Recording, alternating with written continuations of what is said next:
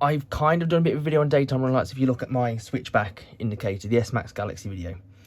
So I've kind of covered them a little bit there, and when I retrofit them to my black Escort using them LED strips. On my purple Escort, again, I want to do the same, but I want to keep it looking a bit more OEM plus style. And I like having the day running lights on each side, on sort of like lower down on the car and the bumper. So I don't really want to incorporate them into my headlights as such. And I think the fog light unit will be an excellent place to incorporate the daytime running lights into. And so we're going to be attempting to do that in today's video, looking at a little bit of a mod we're going to do to this one here. The other one's still on the car. If this is a success, that'll be great. And if this is a fail, we'll think about some other options. Let's put it that way. Here's a few light sources I'm going to refer to in this video. This here is a standard halogen bulb that's used in fog lights. This is the standard bulb out of them. This right here is an LED replacement bulb. This right here is the Xenon kit, which is what we're going to be trying first. And this, finally, is my LED strip light. Now, my plan's all going well. We are going to be incorporating both the LED tape and the Xenon kit, if my plan goes to plan. Okay, so I've put everything else away. I've kept the Xenon kit out, and I've kept the original bulb out. And what I'm going to do first, I'm going to show you what it looks like. So I've actually got a 12 volt here. I've actually got a car battery down there hooked up to a power supply, and I'm actually getting around 15 volts, which is sort of the maximum which you can expect your car alternator to be outputting power at. The kind of like maximum voltage you can expect on your car's electrical system. You see I've got around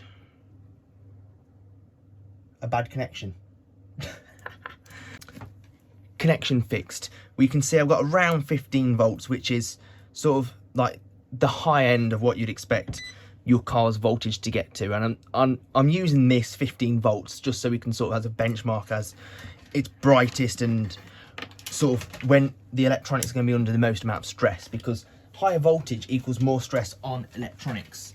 And it also means they're brighter too. So we sort of want to be comparing stuff at their brightest and under their most stress, so we can sort of that they'd experience being in a car. So let's pop this dust cover off, and this is the original wiring. So it's a H3 bulb, so you've got one connection just goes straight down there and one connection goes onto this wire. So I'm just going to pull that plug off there and that plug off there. And the reason why I've done that is just this is just the loom inside the fog light house. It's literally just two wires here that go to this plug onto the car. So to demonstrate this, I'm just going to plug these two wires I've got onto here and here. So we'll give it a ground, just like that, and then we'll give it power.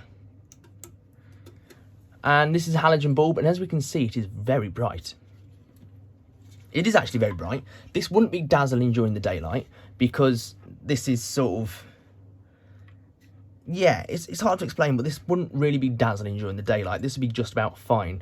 If I actually adjust the camera sensitivity so you can see this properly, it wouldn't actually be dazzling you during the daylight hours. Only really at night, which is why you do have daytime running lights switch off, because they are that bright. Anyways, so yeah, this brightness and intensity will be fine as a daytime running light.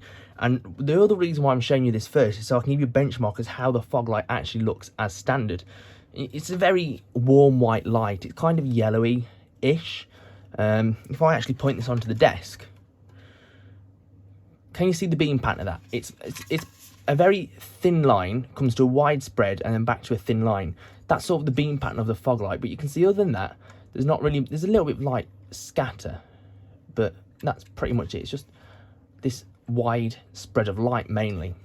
So that's what it sort of looks like as it's lit up as standard. So what I'm trying to do is I'm going to try and use this Xenon HID kit. As you can see, the bulbs do differ, and this is why it's a test and sort of an experiment really, is because the lamp source is totally different altogether. You can see that.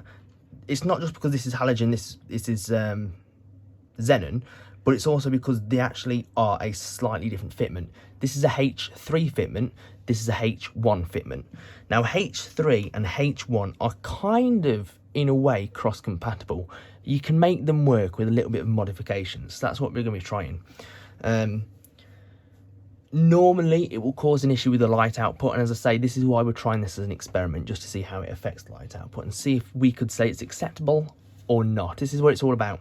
And the reason why I'm bringing you for this little experiment with a video is so that if for anybody's doing lighting mods and stuff, you know sort of how to get things right, that you're not going to be blinding everyone and it's going to work effectively and so on, because this is important things when it comes to lighting on cars. It has to be right, you know, and it's okay to experiment as long as things are legal and things are right. So this is why we're doing this, and this is why I'm bringing you along, so I can talk to you and I can show you the fails and I can show you the positives. So first things first, let's just, with the bulb out of the car, out the light housing, let me just show you how it is lit up. If I can just about touch that on there. No, I can't. Let me get something to jab in this hole, just so I can touch that to the bulb base and make it illuminate. Yeah. Oops. Okay, so this is what a standard halogen bulb looks like, lit up. So you see it's fairly bright. It's giving out a very warm white light. But yeah, that's a standard halogen bulb. Now the Xenon kit is a little bit different. So there's more involved for a start. It's not as simple as just a bit of wire. We've actually got, this is the bulb here, but we also have a ballast. And what this is doing is it's actually bumping the output voltage a lot higher, because Xenon bulbs run at much higher voltages. It's actually a really high output voltage, so you want to be careful when messing with these. Now the input's still 12 volt. It still works on cars. Modern cars actually come with these sort of like as a standard thing, but yeah. So what this ballast is doing is basically boosting the output voltage to around about 85 volts is where a Xenon bulb runs. But firstly, it has to actually strike the bulb to get it to ignite, because Xenons, unlike halogens, they actually run a little bit differently. A halogen bulb works by inducing an electrical current across a filament, and that filament basically just gets red hot, which causes light. It's as simple as that. It's as simple as just sending power across a really thin electrical wire, which causes it to get hot and glow. Xenon, however, is a little bit different. You've got to excite the gas inside, and it gets really complicated. So what you've actually got to do is you've actually got to strike an arc first across the bulb, and then once that arc is striked, is that the right term? Once that arc is striked, you know, whatever, and the bulb has ignited, it will then glow under its own power, and the voltage can then drop down. I think they can go up to 20,000 volts, something like that. It's stupidly high to ignite the bulb first, and then it drops down to 85 volts. But anyway, it's enough. That's enough chatting. So this is what a Xenon bulb looks like when it's powered on. So if I just give it a bit of power, a bit of electrical. See that bright flash at first, and it dimmed down, and then it's starting to get brighter and brighter now. And it looks I know it looks really blue on camera, but this, as it warms up, will get to a bright white colour. This is a 6000K bulb, which is a sort of like a diamond white sort of place in colour temperature. So the longer we leave this, the more it will warm up and the brighter it will get. HIDs, that bright flash you saw at first was as the bulb ignites and that arc strikes across the bulb, and then it dims down, and then as it starts to warm up and it starts to emit more light, the camera's sort of auto-focusing. It's not really showing you the full intensity of this bulb, but it's much brighter than a halogen bulb. Now I run these in my dip beam, and I have got another video on that. If you want to go and have a look at that, I'll talk about that in depth about HIDs on this lot. But these are really bright, and yeah, if I turn it off, you'll probably go into complete darkness because they are that bright. Yeah, near enough. So we're going to try to fit this into that light. So let me let this cool down for a little bit, and I'll be right back. I am back. The bulb has cooled down. The fitment in the bulb is a little bit different, okay? So the H3, as we can see, is totally round and got these notches cut out either side. The H1 is, again, round, but it's got a slot cut across here. So I can easily make this fit this socket, because all I need to do is add a couple of little notches either side, and hopefully it should fit in there. As you can see, it does already nearly go in there completely, and with a little bit of manipulating, it will sit in there a little bit better. Now what I do want to get is this little filament across here. You never touch the actual glass, the bulb itself, with your fingers. But this little filament across here, I kind of want to get that facing the front like this, so it kind of blocks the light from beaming directly out, and it has to reflect off the reflector inside first, just to sort of help with the beam pattern a bit, really, so it's not just blaring light absolutely everywhere. So ideally I want to angle it so this electrical conductor coming up here, I can't think what to call that, the wire kind of thing, it does shield the bulb to some extent. You've seen when I had it lit up, there's that line of darkness, and that was where that shield was. I want that sat at the front there, so it sort of shields off a little bit and doesn't, sort of forces light to have to reflect off that and then forwards rather than just blaring it forwards, is what I'm trying to aim for. But you can see when this fits in, I can sort of slot that in there, and it does nearly, very nearly fit. It needs a tiny bit of a taken out there for that notch, and a tiny bit of a notch taken out there, and that'll fit in there nicely.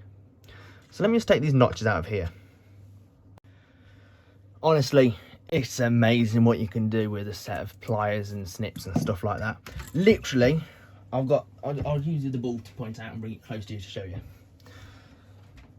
I took a little notch out of about here, and a little notch out of about here, took off these little protruding bits there, and then it clipped in like it clipped in perfectly. I'm amazed.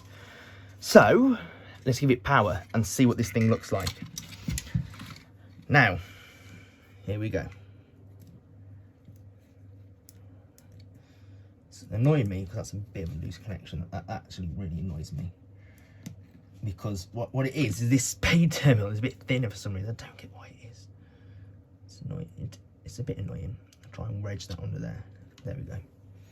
And give it power. Now immediately we can see that is brighter than the halogen bulb. But I'm looking from a point of view where that would be sat. That's not blinding. It's bright, but it's not blinding. I mean, it's getting brighter, so we'll see what it's like when it's fully up to temperature. Okay, so this thing has practically fully warmed up now. On camera, again, it's still looking quite bluish, but it is a 6000K. It is bright white, really. So, I don't know. No. So, first thing is, I know this is going to look extremely bright in camera, but it's not. It's a lot brighter in person than originally, but it's not like dazzling. It's not blinding. So if the light, I know the light sits in this way of the car, and I'm looking from above now, and it's not blinding me looking at it from like above and down, which is how you would be, because it sits like that all the way down there on the car. And looking at this sort of position now with it just sat here, it doesn't look dazzling. If I bring it like down, then it does, but where it is sat now, it's not too bad. If we actually look at the beam pattern, I don't know how well it's going to show up on camera, we can see it's not quite as crisp as with the halogen, I'll admit, but it's still not a bad beam pattern. We've still got a nice light spread in the middle. We've still got a little bit of light scatter up in the top and bottom, which is what will happen anyway, because yeah, but we've got the main intensity of the lights in the middle, and there's not like, it's not just a blob of light everywhere. You have actually got the main intensity of the light in the middle as a line. So the beam pattern, I'm shining this on the wall. I don't know how well it's showing up on the desk of the camera. I'm shining this on the wall. It looks fine to me, you know. And this is the important part, is getting the beam patterns correct so you don't blind people. To me, that beam pattern looks spot on. The colour is spot on. It's a nice bright white. That looks spot on. And the other thing to note as well is we're in a dark room right now. I say dark, we've got the lights on, but it's still not exactly bright, is it? So the other thing to note is we're in a dark room, so that will make these lights look brighter. In daylight, that's when we need to sort of test. We need to get these fitted to the car, see how they look, and see what they're like in daylight, and that will truly tell us what they are like as a light. Once they are fitted to the car, and I've got them plugged in and seen them in daylight, because that's what they are, daytime running lights, then we can see and decide if we think this is going to be dazzling. Do we need to change it up, or is it going to be okay? But yeah, this is where I'm at now. I'm just going to get the fog lights out and we're going to do a bit of work on these. There they are out. It's a fairly simple task. Just go underneath the car, drop down the panels, and there's 2 screws that hold them in. You can see this one I've already done a bit of stuff to, and it's clean-ish. So I've still got to do stuff to this one. This one I haven't even touched yet. I've just realised, oh, first off, it's really dirty, but secondly, I'm missing actually the bung for this one. So I need to get that sorted by some means. Otherwise it's just going to get mucky inside and water inside and everything else, and it's going to pack up. So let's get these on the bench and let's get these attended to. Now, the very first thing I want to attend to is with this module. See, I'm going to be using a Xenon kit to run daytime running lights in the lights, and then I'll be using an LED so it switches back to that for side lights and so on. So it still retains the fog light function. I've got nice bright daytime running lights and so on. This is one of the ballasts, the modules for them. Now, they look alright at first, they look like a fairly decent module, but actually, as I found out the hard way, they do have a bit of a design flaw. Bear in mind these are designed to go in a car, something's on the road, it's going to get wet and so on. These actually are not waterproof at all, not even water resistant. Not even water resistant. Bear in mind these are designed to go in the engine bay of a car, which will get wet. The plugs on them have all rubber seals. The plugs are waterproof. The module itself isn't. Right, so when we pop this module apart, as I say, it's got waterproof plugs and all that, that's fine. But inside the module isn't actually got any kind of water resistance at all. This metal backplate is actually just clipped in there, and then it's just a circuit board. This wire here, although it looks like it's got a one of them things, it's actually completely free. It's nothing, it's just a little hole that's designed to make it look like it's got one of them, I forget the word, sort of clamp things that goes inside a box. But anyway, you just flip these little tabs out there and there, so, and this sort of mounting bracket pops off. This is always the, there you go, there's that one.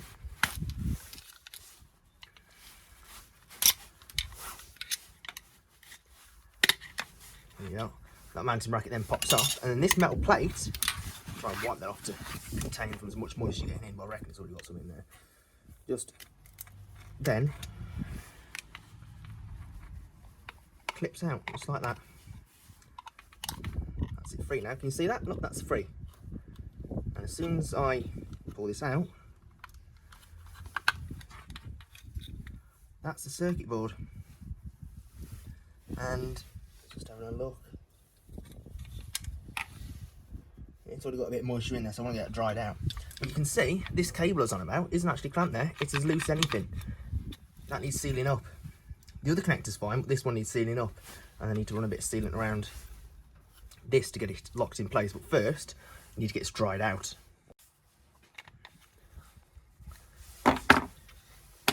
Cool, so I have siliconed that and sealed it. That's 1 out of 2 done. I'll go and do the other one in a moment.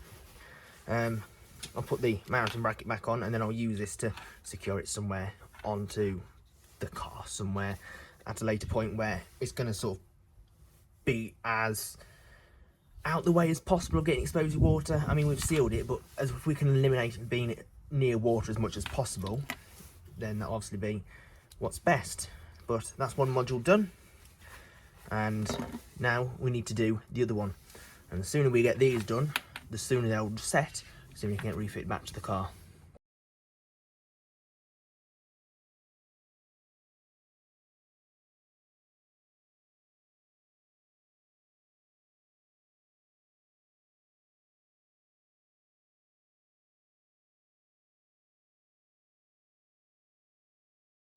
So let's bring in our fog light unit.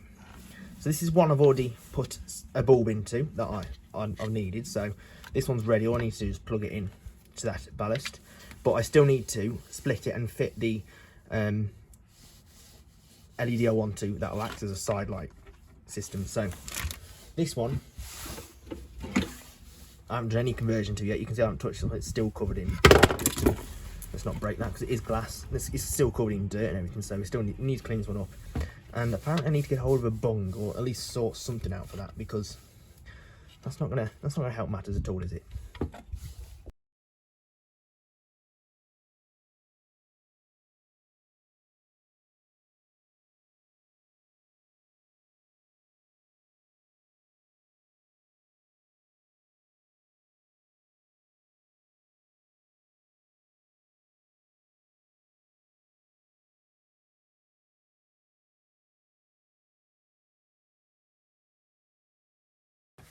This is what I'm going to be using. It is an LED cob strip, which means chip on board, which is basically just this really thin LED stuff, but it's really good, really bright, and it's really nice stuff. And you can cut this down to whatever length you desire at each sort of interval every now and again. This stuff operates at 12 volts, and you see what these little tabs here we can solder wires onto. So let's, for a start, get rid of this connector because you don't need that. Make a bit of a snip there. Right on the mark, it tells you where you can cut it safely without damaging it. And now it's measured the length we require. So if we start, say, down there, we're going to go round and then back to, I think that one will do it nicely. So the way I'm going to glue this in is I'm going to glue this in with glue. It has got double-sided tape on the back, but I find the double-sided tape it comes with tends to not be very great, or durable, should I say. We can see this stuff's really flexible. It's really sort of really great universal stuff, and I've chose for the cool white because that's sort of like the best in my opinion. So if anything, this is a little bit too long, which is kind of annoying, but I'm sure we can make it work out. So if I'm sitting that on the inside edge of there,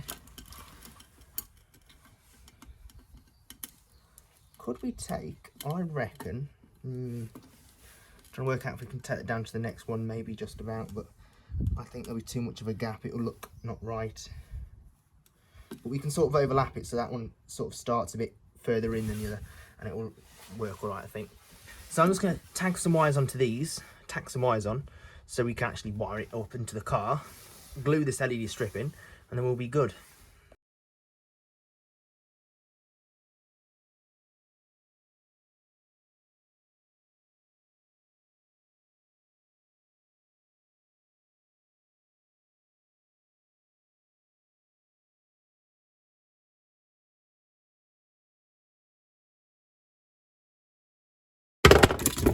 Let's not break that because it is glass. Let's not